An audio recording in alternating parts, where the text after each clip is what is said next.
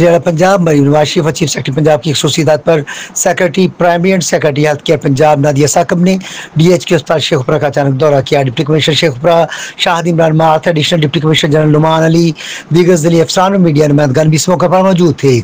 Secretary health Punjab ने मरीजों को मुहैया की जाने वाली तिब्बी सहूलियात, डॉक्टर्स और अमला की हाजिरी और अद्वियात के स्टॉक का तफसीली जायजा लेते हुए मरीजों और उनके लवाहिकीन से अस्पताल में मुहैया की जाने वाली सहूलियात के बारे में दरियाफ्त किया। अस्पताल के अमला को मरीजों और उनके लवाहिकीन को बर वक्त बेहतरीन और मुफ्त तिब्बी सहूलियात की फराहमी यकीनी बनाने के लिए हिदायत भी जारी की। इस मौका पर उन्होंने मुख्तलिफ शिकायत पर MS डिस्ट्रिक्ट हेडक्वार्टर अस्पताल शेखुपुरा फैजा कंवल की नाकस कारकर्दगी पर सजनश की और ओहदे से हटाते हुए डॉक्टर राजा जुबैर अब्बास को मेडिकल सुपरिटेंडेंट DHQ अस्पताल शेखुपुरा तैनात कर दिया। हमारे OPD के बाहर लोग OPD की पर्ची बाहर से बन रही है, एडमिन ब्लॉक सामने है। एडमिन ब्लॉक में हमारे पास बहुत सारे कमरे हैं। जो पहला काम हम करने लगे हैं वो ये है कि एडमिन ब्लॉक को सारे को शिफ्ट करें वहाँ से, उसकी जगह कहीं भी बन जाएगी।